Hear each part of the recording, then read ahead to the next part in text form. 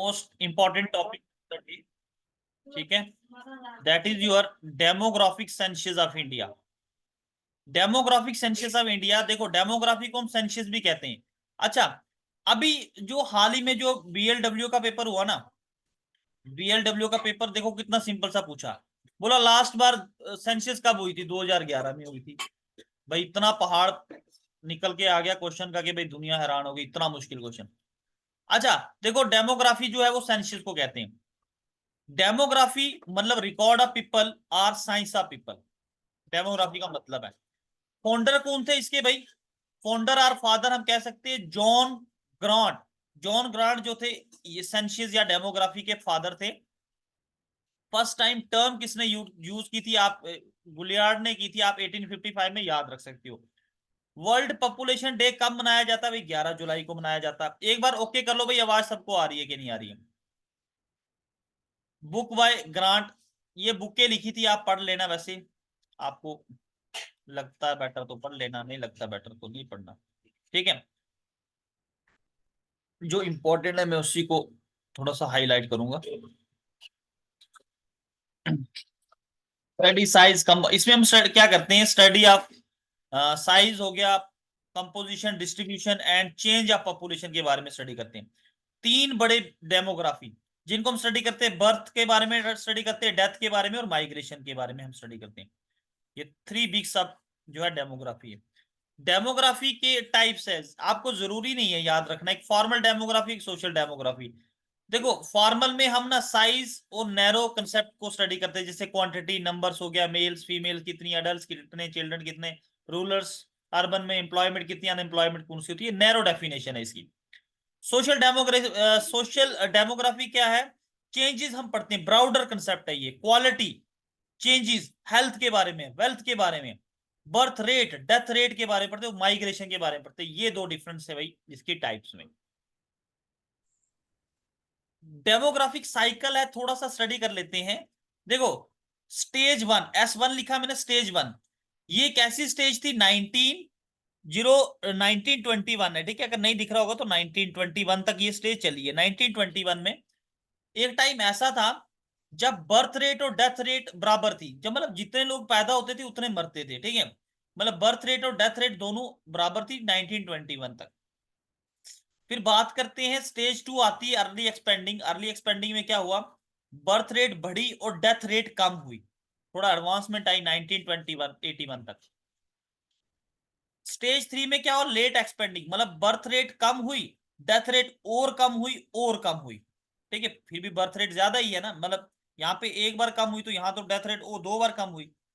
तो ये 1981 से लेके अभी तक का पीरियड जो है वो चला इंडिया के ऊपर। इंडिया भी करंटली इसके ऊपर है, इसी में है, जो अभी 2011 तक है। इंडिया भी चल रहा है कि बर्थ रेट कम है, डेथ रेट और कम और कम। लो स्टेशनरी मतलब ये एक ऐसा स्टेज है जहां पे बर्थ रेट और डेथ रेट जो दोनों बराबर है। यूके और डेनमार्क जैसी कंट्री में ऐसा देखने को मिलता है। लो स्टेशनरी जिसको कहते हैं। जो स्टेज फाइव है इसको डिक्लाइनिंग कहते हैं। डिक्लाइनिंग मतलब बर्थ रेट कम किया, बर्थ रेट को कम किया और कम किया, बर्थ रेट को और कम किया और किया, डेथ रेट कम हुई कम हुई कम हुई। तो हम कह सकते हैं कि डेथ रेट यहाँ पर ज्यादा है एज कंपेयर टू जर्मनी और हंगरी वाले देशों में ऐसा है, ठीक है। तो ये थोड़ा सा स्टडी करना इसके बारे में जरूरी था। ये कुछ ना पैरामीटर्स होते हैं पॉपुलेशंस के, एज जेंडर्स को लेके। देखो ऐसा हाल ना, देखो यहाँ पे क्या होता है कि ये जो 0 से 4 ईयर के बच्चे होते हैं वो यहाँ पे आते हैं। आहिस्ता आहिस्ता ऊपर किसी की डेथ होना शुरू हो जाती है, ऊपर पहुंचते पहुंचते पहुंचते बड़ा कम हो जाता है ये, ठीक है। तो ये ना ये पैरामिड्स ना आप इसको एक्सपेंसिव एक्सपेंसिव पैरामिड्स कहते हो। ये वाला स्टेशनरी जहां बूढ़े बच्चे बुजुर्ग सारे बराबर होते हैं, ठीक है। अच्छा, ये वाला पैरामिड इंडिया में ना यूथ की पॉपुलेशन बहुत ज्यादा है भाई, तो ये इंडिया के लिए अच्छी बात है। चाइना के साथ हुआ ऐसा, चाइना ने क्या किया? पॉपुलेशन ग्रोथ बिल्कुल कम कर दी। ऐसा हुआ नौजवान और बच्चे कम और बूढ़े ज्यादा हो गए। तो बूढ़े जो ओल्ड एज लोग होते हैं उनकी प्रोडक्टिव एज नहीं होती है, मतलब वो वर्क नहीं कर सकते हैं, वर्क प्रोडक्टिव नहीं होते हैं ना। चलो भाई बात करते हैं इंडियन डेमोग्राफी की। इंडियन डेमोग्राफी की बात करें, भारत के पास दुनिया की सिर्फ 2.4% लैंड है भाई। जिसमें 2.4% में 17.5% लोग है, 17.5% जो है पॉपुलेशन है कम। अगर देखिए दुनिया में सेकंड पॉपुलस कंट्री आती है चाइना के बाद। 2030 में तो मुझे लगता है अभी सेंसस आए वो अभी टॉप कर लेगी चाइना से। ठीक है। इंडिया पॉपुलेशन जो है वो, देखो इंडिया की पॉपुलेशन इतनी ज्यादा है, नॉर्थ अमेरिका, साउथ अमेरिका और ऑस्ट्रेलिया, इन तीनों को प्लस करोगे ना, ये भाई कॉन्टिनेंट्स हैं। इन कॉन्टिनेंट्स को आप ना प्लस करोगे तो भी इंडिया की पॉपुलेशन बहुत ज्यादा। आप खुश नहीं होना, ये कोई अच्छी बात नहीं है। ठीक है, देश के लिए अच्छी बात नहीं है भाई। रशिया जो है इंडिया से एरिया के हिसाब से भाई 7 गुना बड़ा है, 7 time larger than India. But UP की पॉपुलेशन रशिया से ज्यादा है ना, हैरानगी की बात। यूपी की, अकेले यूपी की पॉपुलेशन भाई रशिया से ज्यादा है, जो एरिया भारत से उसका 7 गुना ज्यादा है। ठीक है। पॉपुलेशन बढ़ने से क्या होता है, पॉपुलेशन ग्रोथ से, ये मैंने ऊपर का एरो दिया हुआ, पॉपुलेशन ग्रोथ से क्या होता है, आपके जो रिसोर्सिस होते हैं ना उनके ऊपर प्रेशर पड़ता है भाई। ठीक है। मानो कि एक बंदे के पास इतनी सी जमीन थी, उसने पैदा कर दिए 8 बच्चे। ठीक है। इसके हो गए 8 हिस्से। ठीक है, 8 हिस्से हो गए भाई इसके, 8 हिस्से हो गए। ठीक है। 8 ने कर दिए 64 पैदा भाई। क्या करेंगे वो, लोगों की जमीनों के पीछे पड़ेंगे ना। अब खाना भी तो है कुछ। तो इससे क्या होता है कि अनएम्प्लॉयमेंट बहुत ज्यादा बढ़ता है, पॉपुलेशन ग्रोथ से अनएम्प्लॉयमेंट बहुत ज्यादा बढ़ता है। ठीक है। 4 फेसेस ऑफ इंडियन ग्रोथ, अगर इंडिया की बात करें हम, इंडिया की बात करें, फेस 1 जो इंडिया के ऊपर 1901 से लेके 1921 तक, ये एक ऐसा फेस रहा है जहां पे स्टेगनेंट पॉपुलेशन रही है, बर्थ रेट और डेथ रेट दोनों बराबर रही है भारत के ऊपर। पोर हेल्थ थी, इलिटरेसी ड्रॉप वगैरह पड़ते थे। फिर 1921 से 51 पे यहाँ पे स्टीडी ग्रोथ हुआ, पॉपुलेशन का बढ़ना शुरू हुई। ठीक है, मोर्टेलिटी रेट भी कम होना शुरू हुआ। 1951 जो है, माना जाता है कि ये जो फेज 3 भारत के ऊपर रहा है ना, सबसे ज्यादा पॉपुलेशन ग्रोथ हुई है इस फेज में। ठीक है, इसको पॉपुलेशन एक्सप्लोजन भी कहते हैं।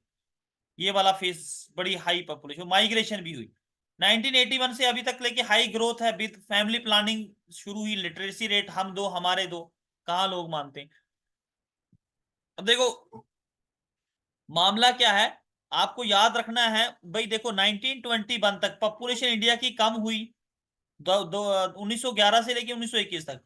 लेकिन 1921 ऐसा ग्रेट डिवाइड है, ग्रेट डिवाइड है, जब 1921 के बाद ना भारत की पॉपुलेशन ने जो है आसमान को छुआ है, कम नहीं हुई। फिर गवर्नमेंट को चाहिए कि इसके ऊपर बिल लाना बहुत जरूरी है। अदरवाइज जो है जैसे अफ्रीका के देश नहीं आपको दिखते हैं वो बेचारे, तो उनका हाल ना हो जाए, लोग रोटी पानी कपड़े के लिए तरसेंगे। देखो वही आ जाता कि ज्यादा पॉपुलेशन होगी, प्रेशर आपके जो है वो रिसोर्सेज पे पड़ेगा, तो रिसोर्सेज लिमिटेड है।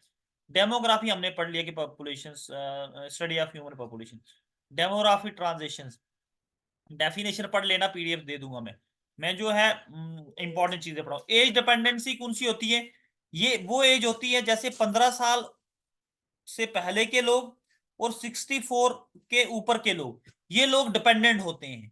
ठीक है, बच्चे जो है माँ बाप पे डिपेंडेंट्स होते हैं, और जब 64 के हो जाते हैं तो फिर माँ बाप जो है बच्चों के ऊपर होते हैं। तो ये एज जो होती प्रोडक्टिव एज नहीं होती, अर्निंग एज नहीं कह सकते हम इसको। अच्छा, बर्थ रेट और क्रूड बर्थ रेट का मतलब क्या है, नंबर ऑफ लाइव बर्थ, 1,000 के पीछे जिंदा जो बच्चे पैदा होते हैं एक साल में, उसको हम कहते हैं बर्थ रेट या क्रूड बर्थ रेट, सीबीआर भी कहते हैं इसको। एंटी नेटलिस्ट, एंटी नेटलिस्ट है भाई, एंटी नेशनलिस्ट नहीं पढ़ना इसको, ये एंटी नेटलिस्ट है। एंटी नेटलिस्ट पॉलिसी क्या होती है, ये एक पॉलिसी होती है गवर्नमेंट की। अब गवर्नमेंट कहती है भाई आप अपनी पॉपुलेशन को भाई ग्रोथ कम करो, कम बच्चे पैदा करो भाई, तुम्हें रब का वास्ता इतना मत करो कि जिससे ज्यादा पॉपुलेशन हो, मतलब नंबर ऑफ बर्थ को कम करने की, ये नीचे का एरो दिया मैं, नंबर ऑफ बर्थ को कम करो। फिर प्रो नेटलिस्ट पॉलिसी होती है भाई गवर्नमेंट की, प्रो नेटलिस्ट पॉलिसी होती है गवर्नमेंट की। अब कहती है भाई करो पैदा, ठीक है, चार चार पांच पांच पैदा करो भाई। Policy of government to raise population, करो बढ़ाओ भाई पॉपुलेशन। ठीक है, तो ये दो पॉलिसीज हैं, एक एंटी नेटलिस्ट, ये तब होता जैसे चाइना के साथ हो गया, चाइना कहती है भाई करो तुम लोग। ठीक है, पहले ही जो है ज्यादा ये हो गया गड़बड़। तो ये नंबर ऑफ बर्थ को इंक्रीज करने की बात करती है। तो अबॉर्शन रेशियो क्या होता है? अबॉर्शन आपको पता है कि नंबर ऑफ अबॉर्शन, 1,000 लाइव्स के पीछे कितने बच्चों का अबॉर्शन करवाया जाता है एक साल के अंदर, तो उसको अबॉर्शन रेशियो किया कहा जाता है, ठीक है। माइग्रेशन ऑफ ह्यूमंस, आपको पता माइग्रेशन होता है, लोग जो है मूवमेंट करते हैं एक जगह से दूसरी जगह, ठीक है, किसके लिए? टेम्परेरी भी करते हैं और परमानेंट भी करते हैं। अब जैसे आप में से बहुत सारे लोग जम्मू में सेटल्ड होंगे या गांव वगैरह से आके सेटल होंगे, जस्ट लाइक हम लोग भी जो है जम्मू में सेटल हुए, है ना। तो यहाँ पे क्यों आए हम? क्योंकि यहाँ पे हमारे पास रिसोर्सिस हैं, हर चीज यहाँ पे जो है अवेलेबल है। इसीलिए माइग्रेशन होता है जब आपको एम्प्लॉयमेंट नहीं मिलता है जहां पे आप रहते हो, तो उसके कारण जो है कभी कभी ये माइग्रेशन जो आउटसाइड द कंट्री होता है, पढ़ेंगे नीचे इमिग्रेशन और एमिग्रेशन। इमिग्रेशन क्या होता है? Exit living in area, country state को छोड़ देना permanently, area origin area of destination चला जाना। पुल फैक्टर मतलब पुल पुश फैक्टर मतलब वहां पर कोई काम काज है, या कभी कभी जैसे किसी देश के अंदर जो है लोगों को मजबूर किया जाता है कि वो देश छोड़ें, है ना। जस्ट लाइक आप ले लो कि किसी कंट्री के अंदर जो है किसी के ऊपर जुल्म हो रहा है, ठीक है, जैसे वहां से लोग क्या करते हैं कि माइग्रेट करना शुरू कर देते हैं, वो इलाका छोड़ना शुरू कर देते हैं कि भाई नहीं ठीक है, हमारे साथ यहाँ जुल्म हो रहा है तो हम ये इलाका छोड़ देंगे, ठीक है। तो जहाँ पे इंटॉलरेंस बहुत ज्यादा होता है, ठीक है, जस्ट लाइक पाकिस्तान हो गया, बांग्लादेश हो गया, इन देशों में जो है वो मिनोरिटीज के लिए बड़ा इंटॉलरेंस है, ठीक है। तो यहाँ पे जो है वो माइग्रेट करते हैं लोग, भागते हैं दूसरे देशों में, बातें अफ्रीका अमेरिका चले जाएंगे, इंडिया आ जाएंगे, ठीक है। जैसे हमारा देश है, तो अगर यहाँ हमारे देश में ऐसा नहीं है, तो हर एक को अपनी आजादी अच्छे से जीता है वो, ठीक है, हर एक को बोलने का अधिकार है। तो ऐसा नहीं है कि कोई उसको फोर्स कर रहा है कि भाई नहीं, आप अपनी प्रैक्टिसेस को मत मानो, आप हमारी प्रैक्टिसेस को मानो। तो ये इंडिया है, एक डेमोक्रेटिक कंट्री है, तो you have to be proud on, होना चाहिए आपको अपने देश के ऊपर फख्र होना चाहिए, क्योंकि हमारा देश जो है एक सेक्युलर एंड डेमोक्रेटिक कंट्री है। देखो, इमिग्रेशन, ठीक है, और ये भी इमाइग्रेशन रेट आ गया, ठीक है, इमाइग्रेशन नंबर ऑफ इमिग्रेशन, कितने लोग एरिया को छोड़ रहे हैं 1,000 के पीछे पॉपुलेशन, उस एरिया की 1,000 पॉपुलेशन के पीछे कितने लोग जो है वो एरिया छोड़ रहे हैं परमानेंटली। अब आता है immigration, entry in an area country state permanently area destiny permanently area origin, ठीक है। ये कंट्री स्टेट ये नहीं है कि इंटर करते कंट्री के अंदर स्टेट के अंदर, ठीक है, जो डेस्टिनेशन एरिया होगा परमानेंटली। इसकी रेट आ गया, रेट आप पढ़ लो कि 1,000 के पीछे कितना जाते हैं। नेट माइग्रेशन क्या होता है भाई? इमिग्रेशन, इमिग्रेशन इन ईयर, ये इमाइग्रेशन हो गया, कितने लोग माइनस इमाइग्रेशन एक साल के अंदर होते हैं, उसको नेट माइग्रेशन कहते हैं भाई, टोटल माइग्रेशन कितना हो। डेमोग्राफिक, ये आ गया आपका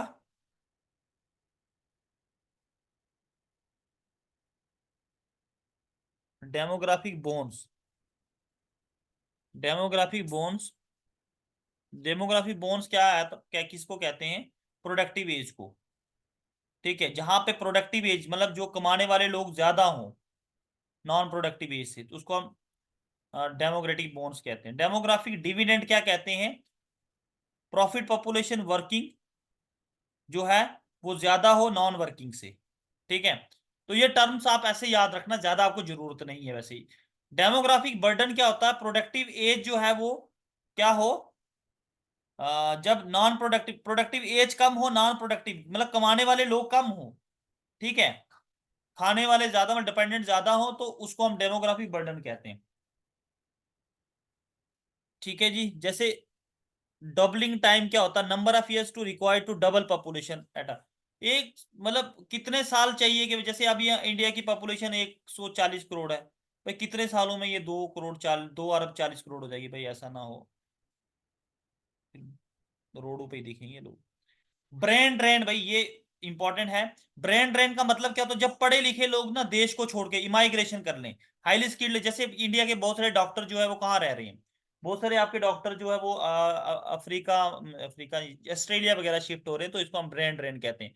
सेक्स रेशियो क्या होता है भाई? नंबर ऑफ फीमेल्स जो होती है एक 100 मेल्स के पीछे इन अ पॉपुलेशन, मेरे हिसाब से 1,000 होना चाहिए यहाँ पे, ठीक है, 1,000 मेल्स के पीछे कितनी फीमेल्स हैं। अब क्वेश्चन पूछते हैं कि इंडिया की कितनी, भाई इंडिया 1,000 मेल्स के पीछे कितनी फीमेल्स है, ठीक है। सोशल मोबिलिटी क्या होता है? Movement of in individual up down vertically, ठीक है, सोशल स्टेट्स वगैरह आना जाना मतलब ये सोशल मोबिलिटी होता है। सोशल मोबिलिटी किसकी वजह से होता है? सोसाइटी की वजह से होता है। सोसाइटी में भी मतलब लगता है किसी को कि सोसाइटी मेरे लिए अच्छी नहीं है, तो वो मूवमेंट कर जाता है वहां से, बस ठीक है, उसको मोबिलिटी। लिटरेसी, अच्छा देखो भाई, लिटरेसी रेट, लिटरेट किस बंदे को कहा जाता है? 7 साल का बच्चा जिसको कोई भी एक लैंग्वेज पढ़ना या लिखने आया, हम उसको पढ़ा लिखा बोलेंगे भाई, हिसाब से तो हमारी है।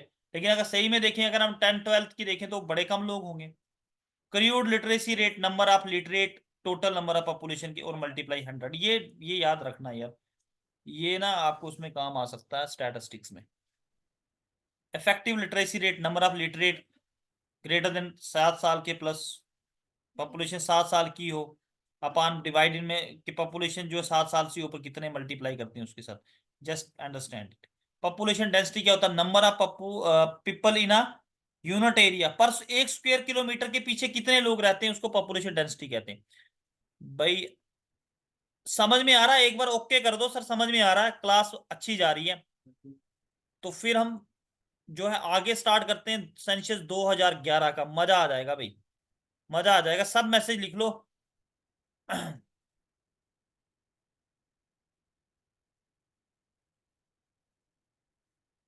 ओके, लिखो लिखो, मैं देख रहा हूँ सबके मैसेज।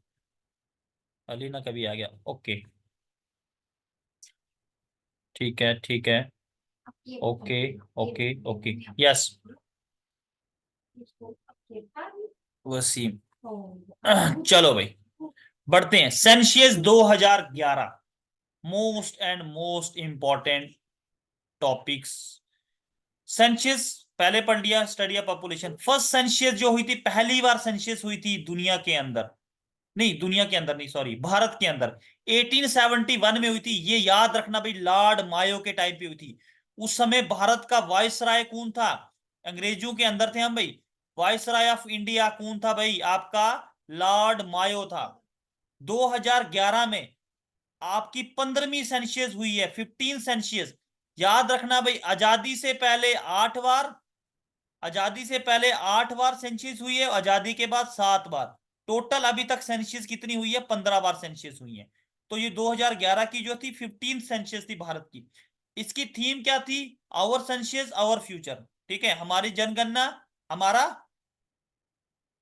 क्या कहते हैं वैसे, उर्दू में मुस्तकबिल कहते हैं, हिंदी में कहते हैं भविष्य। हमारी जनगणना हमारा भविष्य। ठीक है, आवर सेंसियस आवर फ्यूचर। वो भाई सेंसियस के ऊपर बड़ा डिपेंड करता है ना। सेंसियस किसके अंडर आती है पूछा जाता? Ministry of home affairs organise करता है इसको, ministry of home affair organise करता है। सेंसियस जो है एक आपकी स्टेट लिस्ट नहीं है, ये आपकी आपकी सेंट्रल लिस्ट है। टोटल कॉस्ट कितनी खर्च हुई थी? 2200 करोड़ रुपए खर्च हुई थी। एक बंदे के पीछे 18 रुपए 19 पैसे खर्चा हुआ थी। ठीक है, पेपर यूज हुए थे 8000 मेट्रिक टन के पेपर यूज हुए थे। ये आपके मीनिंग वाला नहीं है, बट ये है कि याद रखो। हाँ, ये आपका 15 रीजनल लैंग्वेजेस के बीच में सेंसस को हेल्ड किया गया था। मोस्ट एंड मोस्ट इंपॉर्टेंट जो सेंसियस कमिश्नर थे, वो आपके मिस्टर सी चंद्रमूली, इनका नाम है भाई सेंसियस। आज के प्रेजेंट कौन है सेंसियस कमीशन? वो आप लोग निकालोगे भाई, ये आपके लिए होमवर्क है। 1911 से लेके 1921 तक इंडिया की सेंसियस मतलब कम हुई थी, फर्स्ट टाइम पॉपुलेशन कम हुई थी भाई, 1911 से 1900। ये जो 1921 है ना, इसको ईयर ऑफ डेमोग्राफी कहते हैं, या डिवाइड या ग्रेट डिवाइड कहते हैं इसको। इसके बाद पॉपुलेशन भारत की बढ़ी है, कम नहीं हुई है। पॉपुलेशन 2011 में 121 करोड़ थे। ठीक है, जिसको 1.21 बिलियन लोग कहते हैं, जो दुनिया की 17.5% पॉपुलेशन को कंट्रीब्यूट कर रहे थे। 121, अब तो बढ़ गई है, 2.4% लैंड एरिया जो है भारत के पास है वर्ल्ड का। मेल्स कितने थे भाई? मेल 62.4 करोड़ थे, और फीमेल कितनी? 58.6 करोड़ थी। मतलब कम से कम आप देख सकते हो कि 51% मेल पॉपुलेशन थी और इतनी फीमेल थी। तो भाई मुझे लगता है कि 3 करोड़ के आसपास तो लगभग बिना शादी के ही मरेंगे मेल, है ना? ज्यादा लंबा नहीं हो गया कोई मसला? चलो यार, पॉपुलेशन की बात करें अगर हम, थोड़ा सा क्लास के अंदर मनोरंजन बना रहे, आपका इंटरेस्ट भी रहे, ठीक है। पॉपुलेशन ग्रोथ जो है, पॉपुलेशन ग्रोथ रेट जो 2001 से लेके 2011 का बहुत ज्यादा रहा भाई। ठीक है, देख सकते हो आप, ठीक है।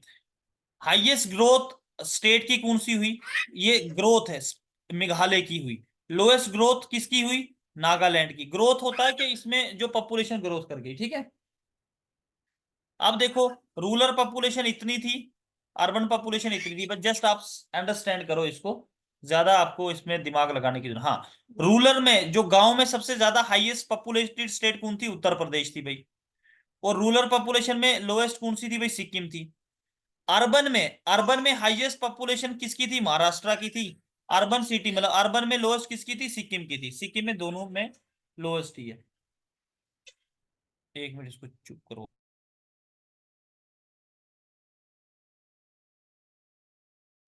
ठीक है, अब देखो, यहाँ पे देखो पॉपुलेशन डिवीजन। स्टेट में हाईएस्ट पॉपुलेशन यूपी, महाराष्ट्र और बिहार रही है, लोएस्ट सिक्किम रही है। यूटी में सबसे हाईएस्ट पॉपुलेशन दिल्ली की थी और लोएस्ट लक्षद्वीप की थी। ये इंपॉर्टेंट है भाई ये वाला। अच्छा डिस्ट्रिक्ट छोड़ो यार, डिस्ट्रिक्ट का इतना कहाँ करना आपने, छोड़ो इसको। ठीक है, लिटरेसी रेट भाई, लिटरेसी रेट इंडिया का 74% है। अच्छा, मेल जो है वो 82% लिटरेट है और फीमेल जो है वो 65 लिटरेसी है इनकी। हाईएस्ट लिटरेसी रेट केरला का है, लोएस्ट जो बिहार का रहा है, ठीक है। तो यूटी में लक्षद्वीप का है और लोएस्ट दादर एंड नगर हवेली का है। डिस्ट्रिक्ट यहाँ भी छोड़ दो। बात करते हैं हम सेक्स रेशो की, ठीक है। सेक्स रेशो 940 फीमेल्स हैं भाई 1000 मेल्स के पीछे, ठीक है। तो आप कह सकते हो कि जो इंडिया की जो ये है सेक्स रेशियो है, आप कह सकते हो कि 1000 लड़के के पीछे 940 लड़कियां हैं। मतलब ऐसा नहीं है कि उनके पीछे पड़ी हुई है, मतलब कहने का मतलब है कि अगर 1000 लड़का है तो 940 से लड़कियां, ठीक है। तो हाईएस्ट जो है स्टेट जिसमें जो लड़कियां ज्यादा हैं भाई, केरला में 1084 लड़कियां हैं 1000 लड़कों के पीछे। मतलब आप सोच सकते हो कि यहाँ पे हाईएस्ट 84 लड़कियां जो है वो एक्स्ट्रा लड़कों से। सबसे कम हरियाणा में है, 877 लड़कियां हैं 1000 लड़कों के पीछे। यूटी में पुडुचेरी आता है, ठीक है।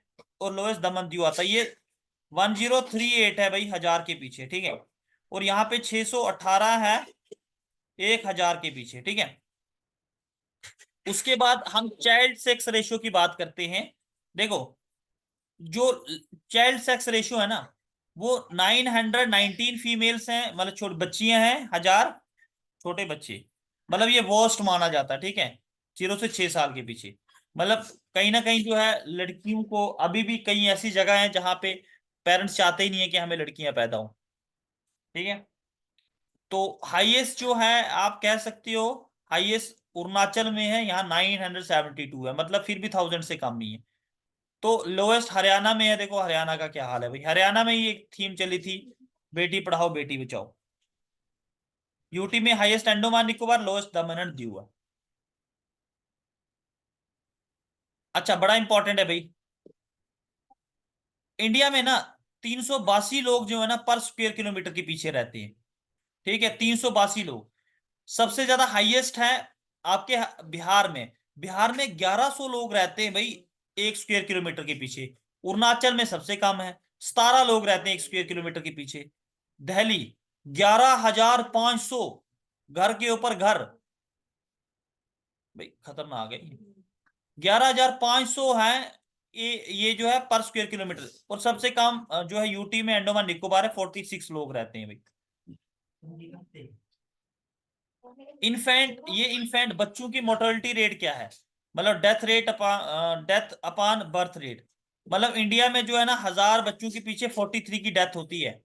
हाईएस्ट अगर हम बात करें तो हाईएस्ट जो डेथ है वो एमपी में रिकॉर्ड की जाती है और सबसे कम मणिपुर में रिकॉर्ड की जाती है। अंडरस्टैंड करो, इंपॉर्टेंट टॉपिक आपका यही है, सेक्स रेशियो वगैरह, ठीक है। मैटरनल मैटरनल मोर्टेलिटी रेट, मतलब मदर की डेथ बड़ी रेयर होती है, 1 लाख के पीछे 167। अब हाईएस्ट आसाम में होती है। एजुकेशन मतलब अब बढ़ता चला जा रहा है, तो लोग थोड़ा सा डाइट के ऊपर भी दे रहे हैं, ठीक है।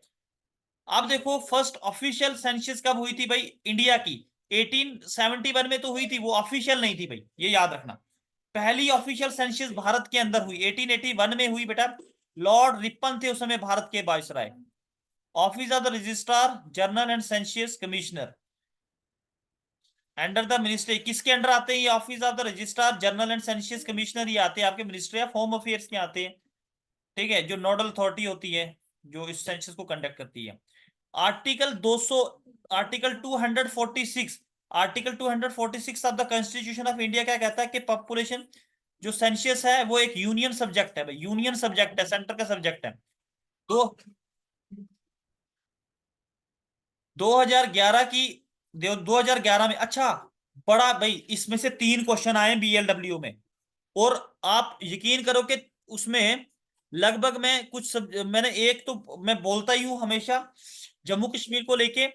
तो ये वाला पूछा हुआ था कि भाई क्या क्या ऐड हुआ था इसमें, नई क्या क्या चीज ऐड हुई थी जो नया सेंसस हुआ था। नई कैटेगरी इसमें जो 2011 की हुई थी उसमें क्या एडिशन हुई थी? Male and female, date of birth बच्चों की पूछेगी, ये क्वेश्चन पूछेगी। ठीक है, एज पूछेगी बच्चों की। ठीक है, बच्चों की एज के साथ साथ उसका जेंडर भी पूछा गया भाई। ठीक है, और फर्स्ट टाइम ट्रांसजेंडर को भी ऐड किया गया था। ठीक है ना, तो ये ऑप्शन ये इस बार पूछा गया था बीएलडब्ल्यू के पेपर में। ठीक है भाई, थोड़ा सा कि मीनिंग ऑफ डेमोग्राफी क्या है, ये आप लोगों ने आईएएस तो लिखना नहीं है तो मैंने उस हिसाब से बनाए हुए। ठीक है, बायोलॉजिकल करेक्टर्स क्या होते हैं? एज होती है, एज हो गई, स्टडी ऑफ एज, सेक्स हो गया, रेस हो गया, सोशोलॉजिकल, ये करेक्टर्स हैं। ठीक है, biological character of demography. Sociological में सोसाइटी में हम क्या पूछते हैं किसी, देखो बायोलॉजिकल में हम एज ही पूछेंगे ना, और सेक्स पूछेंगे भाई, उसकी रेस पूछेंगे। सोशोलॉजी में हम उसका ऑक्यूपेशन पूछते हैं भाई, तुम्हारा तुम्हारे पास क्या जॉब है, मार्शल स्टेटस क्या तुम्हारा, तुम्हारी एजुकेशन क्या, तुम्हारी इनकम क्या है, ये सोशोलॉजिकल करेक्टर्स हैं भाई इसके। ठीक है, फीचर ऑफ इंडियन लार्ज है, छोड़ो इसको, आपने क्या करना। फंक्शन ऑफ डेमोग्राफिक सेंसस 2011 की, ये कितनी बार रिपीट होगी, कितना टाइम रहता है, कर लेते हैं डिस्कस इसको। 2011 की सेंसस में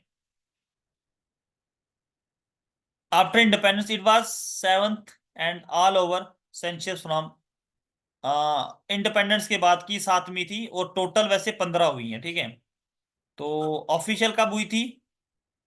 1882 में, लॉर्ड मायो के टाइम पे। स्टार्ट 1871 में हुई थी, कंप्लीट ही 1872 में हुई थी। First official official and complete census कब हुई थी? 18, ये अच्छा यार सॉरी, अनऑफिशियल हुई थी 1872 में, और फर्स्ट ऑफिशियल जो हुई थी 1881 में। यहां कंफ्यूजन होता है, ये पेपर में आता बड़ी बार क्वेश्चन भाई।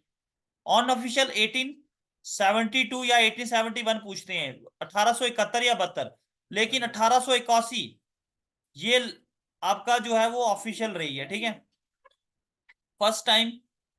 अच्छा, यूएसए में सबसे पहले जो सेंसस हुई थी 1790 में हुई थी। ठीक है, 1790 में हुई थी, यूएसए ने करवाई थी। सेकंड टाइम इंग्लैंड में हुई थी 1801 में। और आप ये याद रखना कि जो सेंसस 2011 की थी, तो इसका मैंने वैसे पता पढ़ा दिया, और सेंसर और फ्यूचर। और 5 लार्जेस्ट पॉपुलस जो स्टेट्स थी इंडिया की सेंसस में, क्या क्या थी? UP, Maharashtra, Bihar, waste Bengal, Andhra Pradesh. 5 least states, Lakshadweep, Daman Diu, Dadra and Nagar Haveli. Least population Sikkim, ये पढ़ा दिया मैंने। लीस्ट पॉपुलेशन जो यूटी कौन सी थी, ये भी पढ़ा दिया मैंने। हाईएस्ट ये भी पढ़ा दिया मैंने आपको। सेक्स रेशियो ये भी पढ़ा दिया मैंने। लीस्ट 2 स्टेट्स ये सारा पढ़ा दिया भाई, पीडीएफ शेयर कर दूंगा मैं। ये एस्टिमेटेड है, ये खुद पढ़ लेना। 2011 की सेंसस में हिंदू की पॉपुलेशन इतनी थी। टॉप कहां कहां पर थे? मुस्लिम 14% थे, टॉप कहां कहां पर थे? ठीक है, क्रिश्चियन की कितनी थी भाई? इतने थे। टॉप कहां कहां कौन कौन सी स्टेटों में थे? सिख जो है 1.7 थे। टॉप कौन कौन सी स्टेट्स में थे? बुद्धिस्ट कितने थे भाई? टॉप कौन कौन सी स्टेट में थे? जैन कितने परसेंट थे भाई? टॉप कौन कौन सी स्टेट में थे? एस्टिमेटेड कॉस्ट भी बता दिया मैं आपको। और हाउसिंग, अच्छा, two held in 2 phases, 2 phases में हुआ था। हाउस लिस्टिंग में हुआ था और पॉपुलेशन इन्यूमरेशन में हुआ। लार्जेस्ट, अगर दुनिया की इतिहास में, अगर हिस्ट्री में देखा जाए, दुनिया में सबसे बड़ी, ह्यूमन हिस्ट्री में सबसे लार्जेस्ट अगर सेंसस हुई है 2011 की हुई है, याद रखना। कवर किया 640 डिस्ट्रिक्टों को किया। 5924 जो है सब डिस्ट्रिक्ट को किया। 7724 जो थे टाउन्स थे। 6 लाख के आसपास गांव थे।